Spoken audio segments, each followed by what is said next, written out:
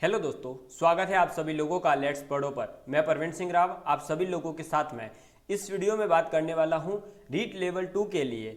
जो हमारी साइंस की क्लासेस बंद कर दी गई थी मेरे द्वारा कुछ दिनों के लिए, और मेरी ये कुछ प्राइवेट कार्य की व्यवस्था के कारण जो है दोस्तों क्लासेस बंद हुई थी। लेकिन अब जो है दोस्तों हम पुनः क्लासेस स्टार्ट करने जा रहे हैं। जैसा कि आप सभी लोग जानते हैं दोस्तों, मैंने 29 वीडियोज साइंस की ऑलरेडी अपलोड कर दी है। उसमें आपकी केमिस्ट्री कंप्लीट हो चुकी है और फिजिक्स वाला जो पोर्शन था उसमें बल व गतिकी के बारे में हम दाब तक पढ़ चुके हैं। आज हम पढ़ेंगे गति के बारे में। ठीक है दोस्तों, तो चलिए स्टार्ट करते हैं आज की क्लास। और कहाँ से स्टार्ट करेंगे, तो आज हम स्टार्ट करेंगे गति के साथ में। ठीक है, तो आप टॉपिक डालिएगा गति। ठीक है, गति को इंग्लिश में मोशन कहते हैं। क्या कहते हैं दोस्तों? मोशन कहते हैं। अब गति को समझने से पहले हम बात करेंगे दोस्तों कि जो गति है ये है क्या। पहले इसके बारे में भी तो पता होना चाहिए ना हमें। तो देखो दोस्तों, कोई वस्तु या व्यक्ति जो होता है दोस्तों, उसकी दो अवस्थाएं हो सकती है, व्यक्ति या वस्तु। अब वस्तु से तात्पर्य ये पर्टिकुलर वस्तुओं को मत लेना, पेड़ पौधे वगैरह आप जो भी जो इच्छा से ले सकते हैं। ठीक है, तो वस्तु या व्यक्ति की दो अवस्थाएं हो सकती है। कितनी अवस्थाएं हो सकती है दोस्तों? दो। ठीक है, कौन सी अवस्थाएं होगी? तो दो अवस्था होगी। एक होगी आपके गति अवस्था और दूसरी आपके होगी विराम अवस्था। ठीक है, कौन सी है? गति अवस्था और विराम अवस्था। अब गति अवस्था क्या है और विराम अवस्था क्या है, ये बात हम समझते हैं। और इन दोनों को समझने से पहले मैं आपको एक बात बता दूं कि गति अवस्था और विराम अवस्था हमेशा किसी के सापेक्ष होगी। ये कभी भी ऐसा नहीं कह सकते कि यह वस्तु जो है दोस्तों विराम अवस्था में है और यह गति अवस्था में है, ऐसा जरूरी नहीं है। मैं इसे आप एक एग्जाम्पल से समझाता हूं। देखो, मान लो दोस्तों ये एक ट्रेन है और इसमें ये एक व्यक्ति बैठा है। ठीक है, इसके बढ़िया से ये देखो बड़े बड़े बाल हैं, जुल्फे हैं, ये आंखें हैं। ठीक है, समझ लीजिए ये एक व्यक्ति बैठा है बस ट्रेन में। ठीक है, या बस भी मान सकते हैं आप। चलो बस मान लेते हैं भाई, छोटी होती है बस, मान लिया हमने। ये बस है। अब एक लड़का यहाँ खड़ा है, ये लड़का यहाँ खड़ा है। ठीक है, एक ये यहाँ पर दोस्तों आपके क्या है? पेड़ है। ठीक है, ये क्या है दोस्तों? पेड़ है यानी ट्री है। और ये एक आदमी है। ठीक है, यानी व्यक्ति है, यहाँ पर आदमी ही लिख देते हैं। और एक ये जो अंदर बैठा है, आप इसे क्या बोलेंगे? यात्री। ठीक है, तो बस है, यात्री है, पेड़ है, आदमी है, और ये बस जो है चल रही है। अब यहाँ आपको मैं एक क्वेश्चन पूछता हूँ कि जो बाहर आदमी खड़ा है, यानी ये जो बाहर व्यक्ति खड़ा है, इस व्यक्ति के लिए ये पेड़ किस अवस्था में होगा? ये पेड़ किस अवस्था में होगा? तो आप ये जवाब देंगे कि सर इस आदमी के लिए ये पेड़ हमेशा इसी जगह खड़ा रहेगा, जब तक ये यहाँ खड़ा है ये पेड़ यहीं दिखेगा इसको, है ना। तो ये पेड़ क्या हुआ दोस्तों? इस आदमी को हम कहते हैं फर्स्ट नंबर, इसको कहते हैं सेकंड। तो फर्स्ट के रेस्पेक्ट में, जो फर्स्ट के सापेक्ष, रेस्पेक्ट यानी सापेक्ष, विथ रेस्पेक्ट टू यानी इसके सापेक्ष में, तो फर्स्ट के सापेक्ष में पेड़ क्या है दोस्तों? विराम अवस्था में है। किस में है? विराम अवस्था में है। लेकिन जो यात्री बस में बैठा है, वह यात्री की बस तो चल रही है, तो उसे क्या लगेगा कि ये पेड़ जो है पीछे जा रहा है, क्योंकि बस आगे जा रही है। उसे लगेगा ये पेड़ जो है चलते चलते चलते चलते पीछे जा रहा है। मैं यहीं पे हूँ, आराम से बैठा हूं, मैं तो बस में चला ही नहीं, पेड़ चल रहा है पीछे की तरफ। लेकिन ऐसा हो सकता है क्या? पेड़ कभी चलता है? नहीं चलता है। तो दूसरे व्यक्ति के लिए क्या हुआ दोस्तों? यह पेड़ गति अवस्था में हुआ।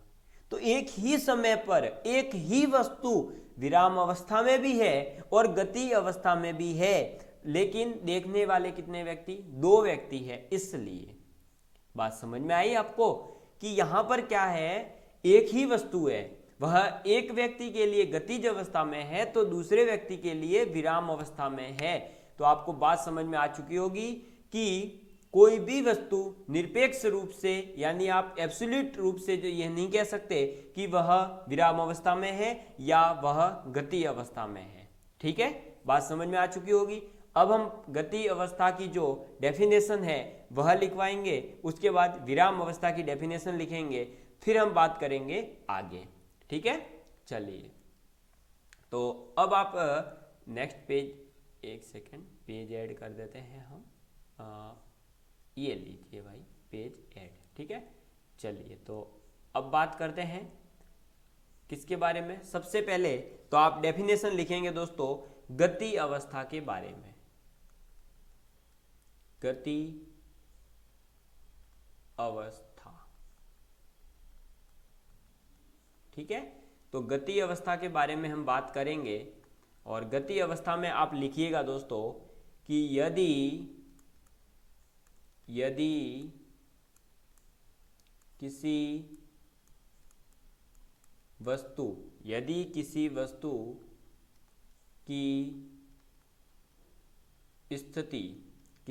की स्थिति किसी स्थिर वस्तु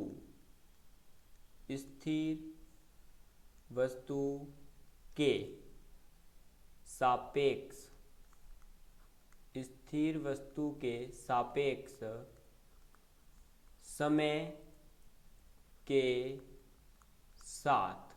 समय के साथ बदलती रहती है। ठीक है, बदलती रहती है तो उसे गति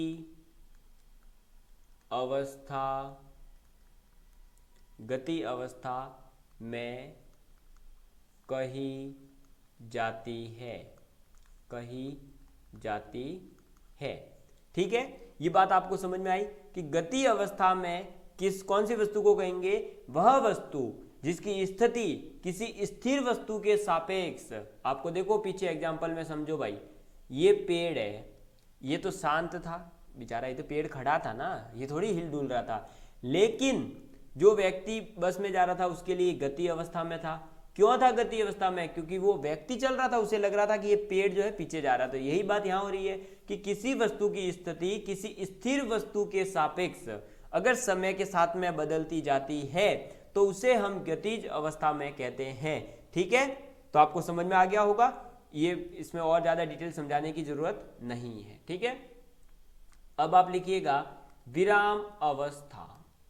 ठीक है, विराम अवस्था क्या होती है इसके बारे में, और विराम अवस्था कब होगी उसके बारे में। ठीक है, तो देखो दोस्तों, विराम अवस्था से तात्पर्य है कि जब आपके वस्तु की स्थिति समय के सापेक्ष नहीं बदले तो उसे हम विराम अवस्था में कहते हैं। तो आप इसे लिखिए कि समय के साथ स्थिर वस्तु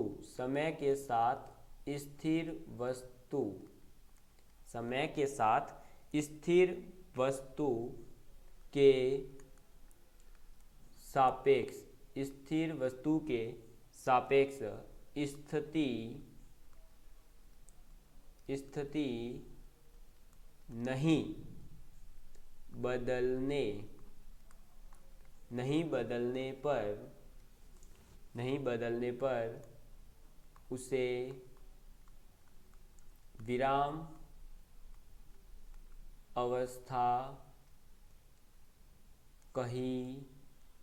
अवस्था कही जाती है। ठीक है, तो ये बात आपको समझ में आई कि विराम अवस्था कब होगी? जब किसी भी वस्तु की समय के साथ में अगर स्थिति नहीं बदल रही है तो हम उसे विराम अवस्था में कहेंगे। ये दो बातें आपको समझ में आई है तो आगे का जो गति का चैप्टर है वो अच्छे से समझ में आएगा, क्योंकि आगे हमें जो है देखो आपके सिलेबस में जो जो गति के बारे में दे रखा है वो दे रखा है आपके रेखीय गति, यदर्च गति, जो आपके फिर वर्ताकार गति, आवर्त गति, इन सभी के बारे में ही हमें पढ़ना है और इन सब के जो फॉर्मूले वगैरह है उनके बारे में पढ़ना है। ठीक है, तो अब ये तो आपको समझ में आ गया कि विराम अवस्था क्या होती है और गतिज अवस्था क्या होती है। अब हम आगे बढ़ते हैं दोस्तों, और आगे बढ़ते हुए अब हम चलेंगे दोस्तों नेक्स्ट किसके ऊपर, तो नेक्स्ट हमारा टॉपिक है, अब दोस्तों आप लिखिएगा, वो रहेगा हमारा क्या कि चाल, विस्थापन और दूरी, वेग, औसत चाल, ये सब क्या होते हैं, इन सब के बारे में। ठीक है, तो सबसे पहले आप लिखेंगे दोस्तों दूरी। क्या लिखेंगे, दूरी के बारे में हम बात कर रहे हैं, तो दूरी आप लिखेंगे, और दूरी को इंग्लिश में कहा जाता है डिस्टेंस। क्या कहा जाता है दोस्तों, डिस्टेंस। ठीक है, तो वस्तु के द्वारा किसी समय अंतराल में, किसी टाइम इंटरवल में जो तय किया गया मार्ग होता है, जो तय की गया मार्ग है, उसकी संपूर्ण लंबाई को ही हम दूरी कहते हैं। तो आप लिखिएगा दोस्तों कि वस्तु द्वारा किसी समय अंतराल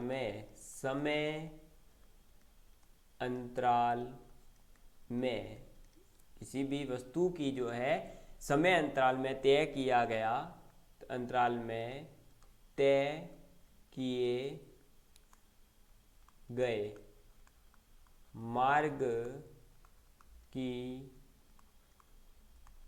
लंबाई, जो मार्ग है उसकी लंबाई को दूरी कहते हैं। ठीक है, ये बात आपको समझ में आ चुकी होगी कि दूरी क्या होती है दोस्तों, तो वस्तु के द्वारा किसी समय अंतराल में तय किए गए मार्ग की लंबाई को हम दूरी कहते हैं। यह किस प्रकार की राशि है, तो यह दोस्तों आपके अदिश राशि है। कैसी राशि है, अदिश राशि है। ठीक है, ये बात आपने नोट डाउन कर ली होगी। सेकंड बात, यह सदैव, जो दूरी है दोस्तों वह सदैव धनात्मक होगी। एक सेकेंड, कैसी होगी दोस्तों, आपके धनात्मक होगी, सदैव धनात्मक होती है। ये बात भी आपको याद रखनी है। तो दूरी जो है दोस्तों वस्तु के द्वारा किसी टाइम इंटरवल में तय की गई जो मार्ग है उसकी लंबाई को ही हम दूरी कहते हैं। यह दूरी जो है अदिश राशि होती है। अदिश राशि यानी जिसके पास में दिशा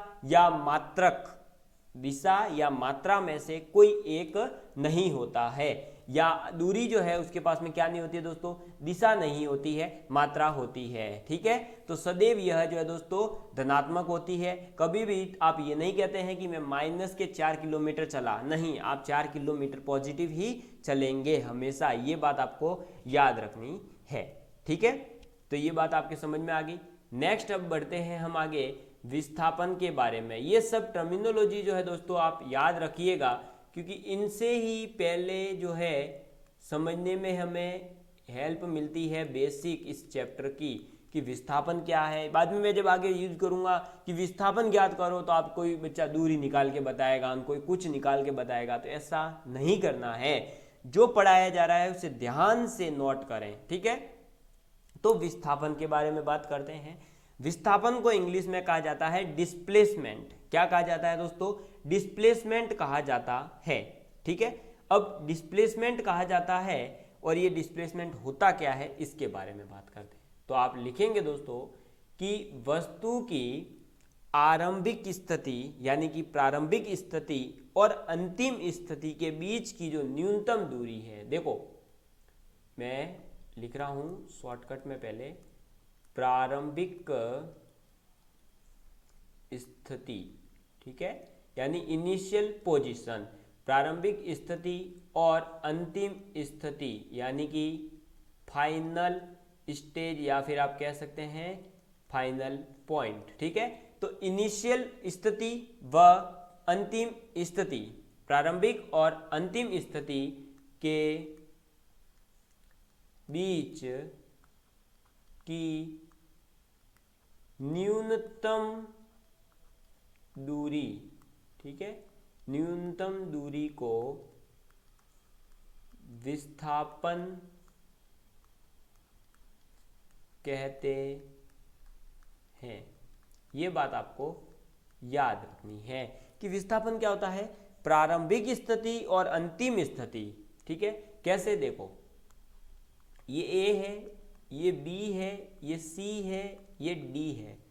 अब कोई व्यक्ति A से चला, फिर B से C पर पहुंचा, C से D पर पहुंचा, ठीक है, D पर पहुंच गया है। अब आप लोगों से अगर पूछा जाए कि यहां पर दूरी क्या है, तो दूरी पता है क्या होगी, AB plus BC plus CD, ठीक है।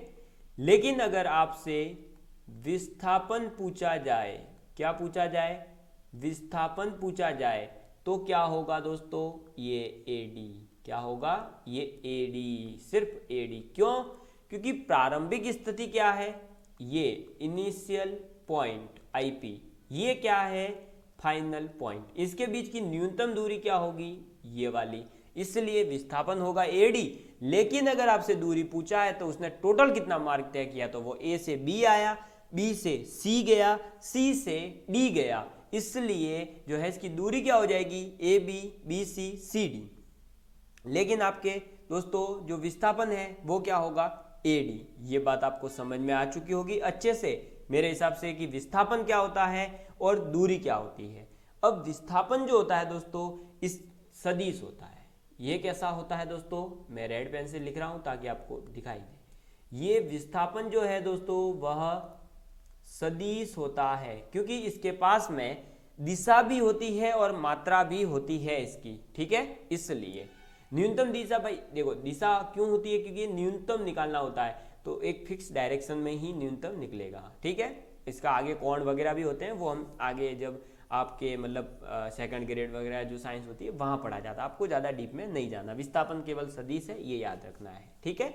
और विस्थापन जो है ये आपके पॉजिटिव, देखो शॉर्ट नोट्स जो कहते हैं ना लोग, वो ये होते हैं, इस प्रकार से बनाए जाते हैं। देखो विस्थापन है तो उसमें आप डायरेक्ट ये भी ना लिखे थ्योरी, बस ये इनिशियल पॉइंट फाइनल पॉइंट के बीच की दूरी विस्थापन हो गया, दूरी हो गई ये सदिश है, ये पॉजिटिव भी हो सकता है, नेगेटिव भी हो सकता है, या जीरो भी हो सकता है, बस ये बना दिया।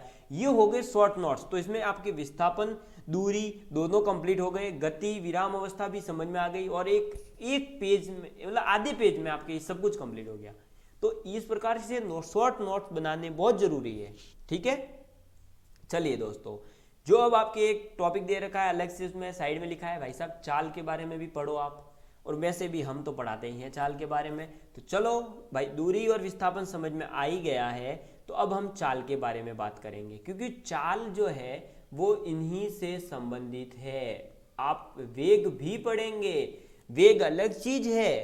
आज आपको ये कॉन्सेप्ट क्लियर होगा कि वेग क्या है और चाल क्या है। एक स्पीड होती है, एक वेलोसिटी होती है, ये दोनों चीजें अलग अलग होती है। लेकिन वही बात है कि लोग ये समझते हैं कि बस क्या, बस दोनों सेम ही है। ऐसा नहीं होता है दोस्तों, ये आपके सेम हो जाता है कभी कभी, जरूरी नहीं है बस सेम हो। तो ये बातें आपको यहाँ मैं समझाऊंगा आज, ठीक है। चाल यानी कि इसको इंग्लिश में कहा जाता है स्पीड। क्या कहा जाता है, स्पीड। अब कोई भी वस्तु जो है दोस्तों, तो आप लिखिएगा, ब्लैक से लिख देते हैं ताकि दिखाई दे। देखो, कोई वस्तु इकाई समय में, इकाई समय यानी 1 सेकेंड, 1 मिनट, 1 आवर, ऐसा, ठीक है। तो इकाई समय में जितनी दूरी तय, दूरी लिखा है, ध्यान से सुन लेना, दूरी तय करती है, दूरी तय करती है, उसे उसकी चाल कहते हैं। चाल क्या होती है, किसी भी वस्तु के द्वारा 1 सेकेंड में, 1 मिनट में, 1 घंटे में, मतलब कि आपके कहने का मतलब इकाई समय में, एक यूनिट में कितना दूरी तय किया गया है उससे हम चाल कहेंगे। ये बात इसलिए बता रहा हूं क्योंकि जो वेग है ना वहां पर विस्थापन आता है, वहां पर आपके पास में जो है आपके क्या दूरी नहीं आती, इसलिए। ठीक है, चाल जो है दोस्तों आपके कैसी होती है, तो चाल जो है ये आपके अदिश होती है, इसके पास में कोई डायरेक्शन नहीं होती। क्यों नहीं होती? क्योंकि टाइम के पास डायरेक्शन नहीं होती है और साथ ही साथ आपके किसके पास, दूरी के पास भी नहीं होती है। तो चाल बराबर होता ही क्या है, दूरी बटे समय।